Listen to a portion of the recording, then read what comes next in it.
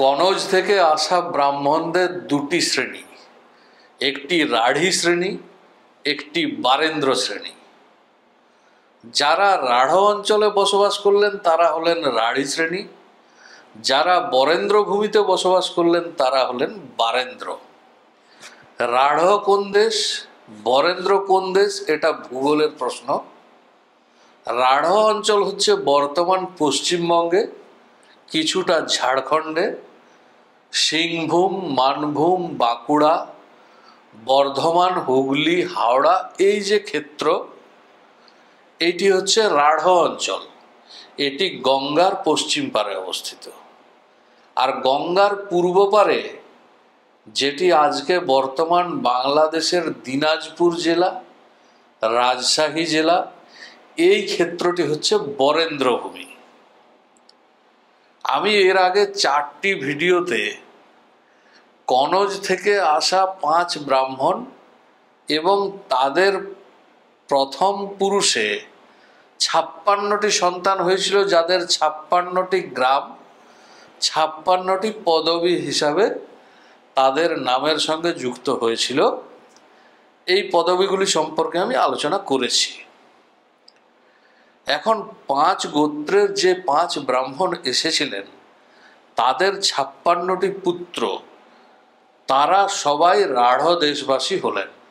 অর্থাৎ তাদের যারা বংশধর, মুখোপাধ্যায়, বন্দ্যোপাধ্যায়, চট্টোপাধ্যায়, গঙ্গোপাধ্যায়, কাঞ্জিলাল, পতিতুণ্ডী, ঘোষাল ইত্যাদি যে পদবীগুলি যেগুলি আমি আলোচনা করেছি, তারা সবাই হলেন রাঢ়ী ব্রাহ্মণ। তাহলে কনৌজ থেকে আসা বারেন্দ্র ব্রাহ্মণ কারা? এখানে বারেন্দ্র কুলপঞ্জি কি বলছে, সেখানে তাদের একই বক্তব্য যে কনৌজ থেকে 5 জনা 5 গোত্রের ব্রাহ্মণ এসেছিলেন, তাদের বংশধর হচ্ছে বারেন্দ্র শ্রেণীর ব্রাহ্মণ। তাহলে এটি কিভাবে সম্ভব হলো? যারা রাঢ় দেশে বসবাস শুরু করলেন তারা কি পরবর্তীতে বরেন্দ্র ভূমিতে গিয়ে স্থায়ীভাবে বসবাস শুরু করলেন বা স্থানান্তরিত হলেন?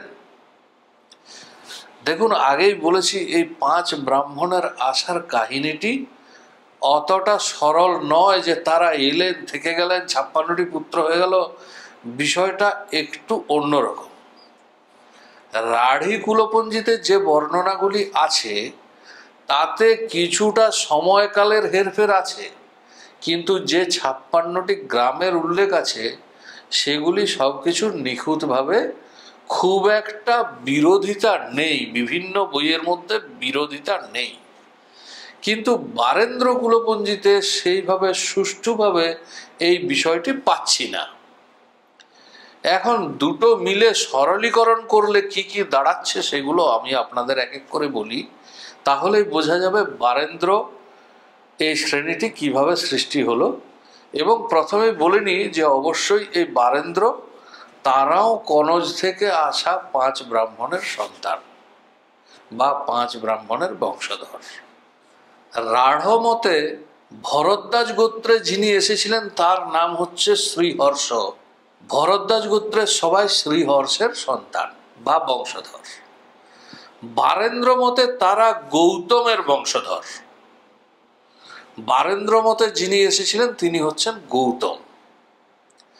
এখন কুলপঞ্জিকায় দেখা যাচ্ছে এই শ্রীহর্ষ এবং গৌতম তারা দুজনেই মেধাতিথির সন্তান, অর্থাৎ তারা 2 ভাই।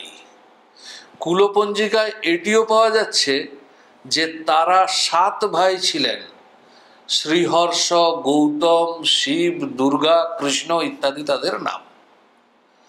বাকি 5 ভাই তাদের বিষয়ে কোনো উল্লেখ পরবর্তীতে পাওয়া যাচ্ছে না।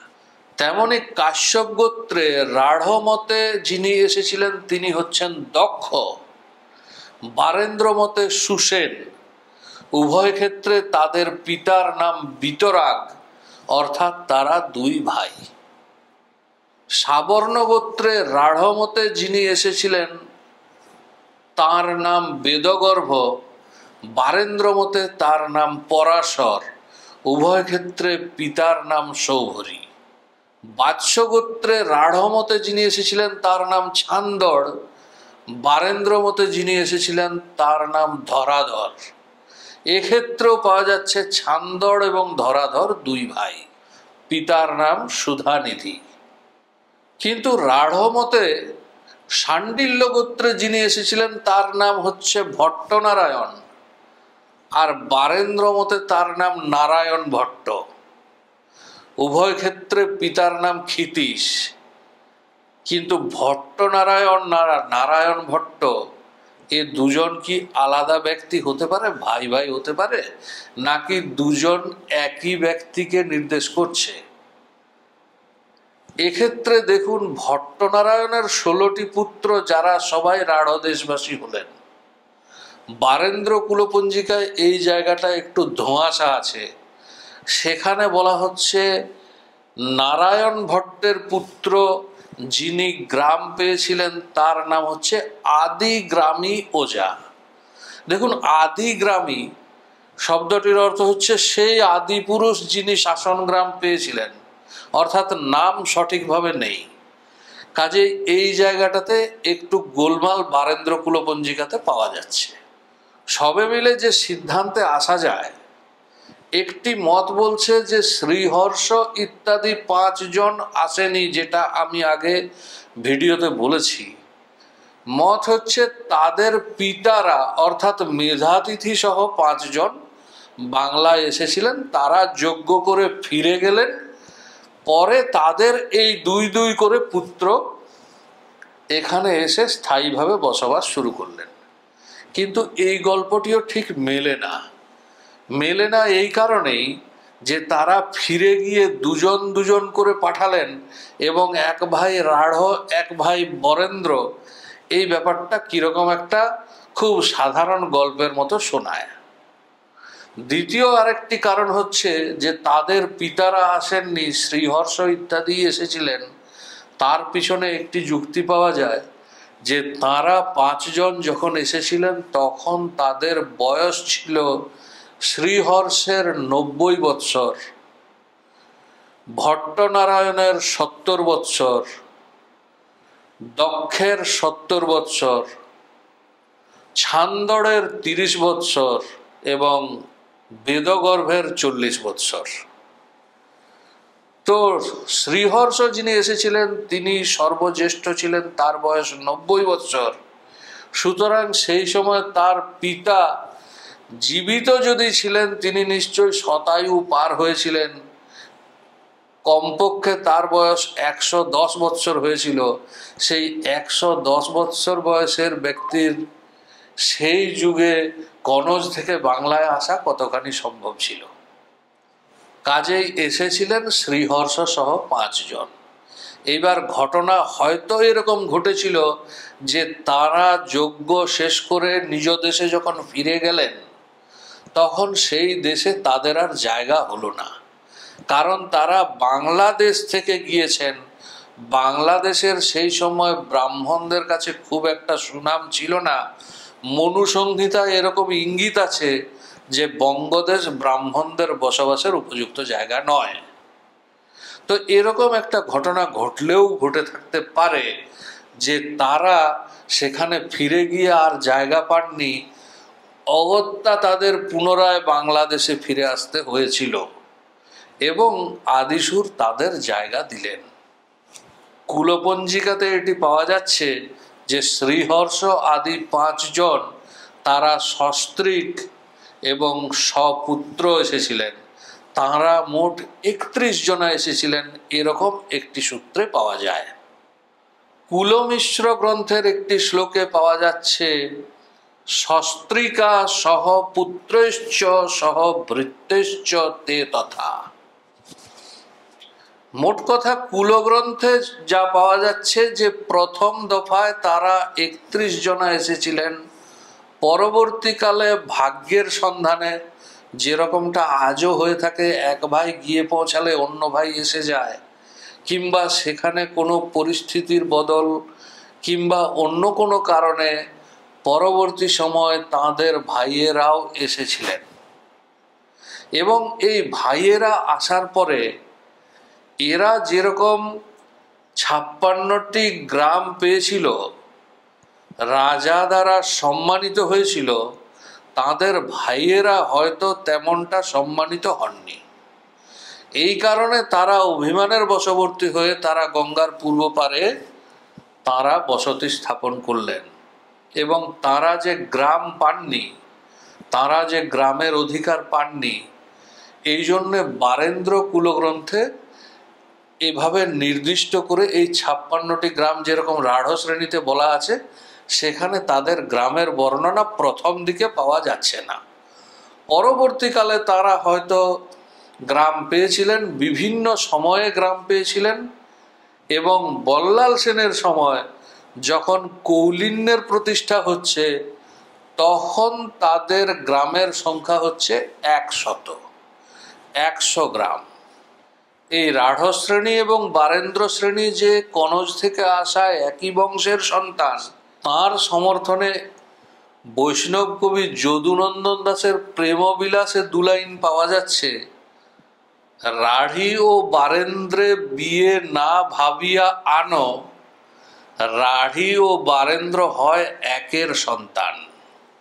অর্থাৎ রাঢ়ী এবং বারেন্দ্র একই পিতার সন্তান, তার জন্য তাদের মধ্যে যে বিয়ে শাদী হবে না এমনটা ভাবার কোনো কারণ নেই।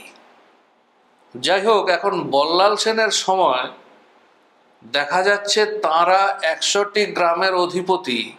এই 100টি গ্রাম হচ্ছে ভরদ্বাজ গোত্রে 24টি, শাণ্ডিল্য গোত্রে 14টি, কাশ্যপ গোত্রে 18টি, বাৎস গোত্রে 24টি, সাবর্ণ গোত্রে 20টি, মোট 100টি। এখন এই যে 100টি গ্রাম, এখানেও 100টি গ্রামে 100টি পদবীর সৃষ্টি হলো। এই 100টি গ্রাম আজকে ভৌগোলিক হিসাবে তাদের অবস্থান বাংলাদেশে হওয়ার কথা। দীর্ঘ 1000 বছরে এই গ্রামের নামগুলি অনেক বদলে গেছে। এই গ্রামের নামগুলি আমি খুব একটা অনুসন্ধান করে বর্তমান অবস্থান নির্ণয় করতে পারলাম না, এবং বারেন্দ্র সম্পর্কে আমি যে কটি বই পেলাম তাতেও এই গ্রামগুলির সম্পর্কে বিবরণ দেওয়া নেই। এই গ্রামের নামে যে পদবীগুলি সৃষ্টি হয়েছিল, সেই পদবীগুলিও খুব একটা পরিচিত নয়। এই 100টি পদবীর মধ্যে যে কয়টি পদবী বর্তমানে শোনা জানা যায়, সেইগুলি সম্পর্কে আমি উল্লেখ করছি। শুধুমাত্র পদবীগুলি উল্লেখ করছি, গ্রামগুলি অনুমান করে নিতে হবে। তো ভরদ্বাজ গোত্রে বল্লাল সেনের সময় দেখা যাচ্ছে গৌতমের পঞ্চদশ পুরুষ, তার নাম ভুবনেশ্বর আতর্থী। এই আতর্থী পদবী শুনে থাকবেন। প্রেমাঙ্কুর আতর্থী একজন বিখ্যাত লেখক। তো আতর্থী, তার গ্রামের নাম ছিল আতু, এটি খুঁজে পেলাম না। সপ্তদশ পুরুষে পাওয়া যাচ্ছে নেতু ঝম্পটি। ঝম্পটি শব্দটি এসেছে ঝামা গ্রাম থেকে। এই ঝামা গ্রামের অবস্থান হচ্ছে বর্তমান মাগুরা জেলা মোহাম্মদপুর উপজেলায়। এখনো ঝামা এই নামই বর্তমান। ঝম্পটি পদবী শুনেছেন কিনা জানি না। ঝম্পটি পদবীটি আমার শোনা, আমার কলেজের একজন প্রফেসর ছিলেন, তার পদবী ছিল ঝম্পটি। অনেক সময় তারা ঝামাল পদবী ব্যবহার করেন। শাণ্ডিল্য গোত্রে নারায়ণ ভট্টের চতুর্দশ পুরুষ মৌন ভট্ট, পদবী হয়েছিল নন্দনাবাসী বা নান্যাসী। পদবীটি খুব একটা বিখ্যাত নয়, আমি শুনিনি, আপনারা কেউ শুনে থাকতে পারেন, কিন্তু তবু উল্লেখ করলাম এই কারণে, এই মৌন ভট্ট একটি বিখ্যাত চরিত্র। এই মৌন ভট্টের বংশে পরবর্তীকালে আমরা পাচ্ছি তাহিরপুরের জমিদার বংশ। কথিত আছে এই তাহিরপুরের জমিদার বংশে কংসনারায়ণ, যিনি প্রথম বাংলায় দুর্গাপূজার প্রচলন করেন। যদিও এই বিষয়টিতে আমার পুরোপুরি সন্দেহ আছে, এবং এই নিয়ে আমি বিস্তারিত ভিডিও পরবর্তীকালে তৈরি করব। শাণ্ডিল্য গোত্রে আর পাওয়া যাচ্ছে মৌন ভট্টেরই এক ভাই পীতাম্বর, তিনি হলেন লাহেড়ি গ্রামী। এখান থেকে লাহেড়ি পদবী শুরু হলো, কিন্তু লাহেড়ি গ্রাম কোথায় আমি বলতে পারবো না। মজার ব্যাপার হচ্ছে পীতাম্বর লাহিড়ীর 3 সন্তান, সাধু, রুদ্র এবং লোকনাথ। লোকনাথ পিতার লাহিড়ী পদবীটি বহন করলেন, কিন্তু সাধু এবং রুদ্র তারা অন্য গ্রামে স্থানান্তরিত হয়ে তাদের পদবী হলো বাগচি। তো আজকে যারা বাগচি পদবী ব্যবহার করেন তারা সাধু বাগচি অথবা রুদ্র বাগচির বংশধর। এখন এখানে একটি ঘটনা ঘটেছে, তা হলো প্রথম দিকে তারা নিজেদের পার্থক্য করার জন্য রুদ্র বাগচি এবং সাধু বাগচি এরকমভাবে পদবীর ব্যবহার করতেন। পরবর্তী সময়ে সাধু কাটা পড়ে শুধু বাগচি রইল, আর রুদ্র বাগচি কেউ বাগচি কেটে রুদ্র হয়েছেন, কেউ রুদ্র কেটে বাগচি হয়েছেন। কাশ্যপ গোত্রে সুসেনের 10ম পুরুষ কৈতাই এবং মৈতাই। এখানে 10ম পুরুষ বলছি মানে বল্লাল সেনের সময় নয়, তারও খানিকটা আগে। বল্লাল সেনের সময় চতুর্দশ পুরুষ পঞ্চদশ পুরুষ চলছে। তো সুসেনের 10ম পুরুষে আমরা 2 ভাইকে পাচ্ছি, কৈতাই এবং মৈতাই। কৈতাই হলেন ভাদুড়ি, মৈতাই হলেন মৈত্র। এই ভাদুড়ি পদবীটি এসেছে ভাতুড়িয়া গ্রাম থেকে। এই ভাতুড়িয়া গ্রাম আজকে দিনাজপুর জেলায় অবস্থিত। মৈত্র গ্রামটি আমি খুঁজে পাইনি। একটি ঘোরতর অমিল পাওয়া যাচ্ছে বাৎস গোত্রের বেলায়। বল্লাল সেনের সময় প্রত্যেকের আদি পুরুষ থেকে মোটামুটি 13, 14, 15, রাঢ়ী শ্রেণীর ক্ষেত্রে 11, 12 দেখা যাচ্ছে। কিন্তু এই বাৎস গোত্রের বেলায় দেখা যাচ্ছে এই বারেন্দ্র শ্রেণীর ক্ষেত্রে বল্লাল সেনের সময় ধরাধর থেকে 5ম পুরুষ। কিন্তু এটি তো হওয়া সম্ভব নয়। সুতরাং এই অমিলের একটি কারণ যে এই বংশ তালিকাটি ঠিক মতো রক্ষিত হয়নি। অন্তত মাঝখানের 5-6 পুরুষ অনধিক যা বাদ পড়ে গেছে ঠিক মতো রক্ষিত হয়নি। যাই হোক, এখন কুলগ্রন্থ অনুসারে ধরাধরের 5ম পুরুষকে পাচ্ছি লক্ষ্মীধর সঞ্জামণি। গ্রামের নাম সঞ্জামণি, পদবী হয়েছিল সঞ্জামণিয়াল, তার থেকে সান্যাল। এই সান্যালদের আদি পুরুষ হচ্ছেন লক্ষ্মীধর সান্যাল। তো বারেন্দ্র গোত্রে মোটামুটি আজকের দিনে এই কয়েকটি পদবী পাওয়া যায়, যেগুলি শোনা জানার মধ্যে। সাবর্ণ গোত্রে তেমন খ্যাত কোনো পদবী আমি পেলাম না। বারেন্দ্রদের সম্পর্কে যেটুকু জানা ছিল, যেটুকু জোগাড় করতে পেরেছি, তা আজকের এই ভিডিওতে রইল। পরবর্তী ভিডিওতে আবার কিছু বিষয় নিয়ে আসবো পদবী সংক্রান্ত। সঙ্গে থাকবেন, ভালো থাকবেন, সুস্থ থাকবেন। নমস্কার।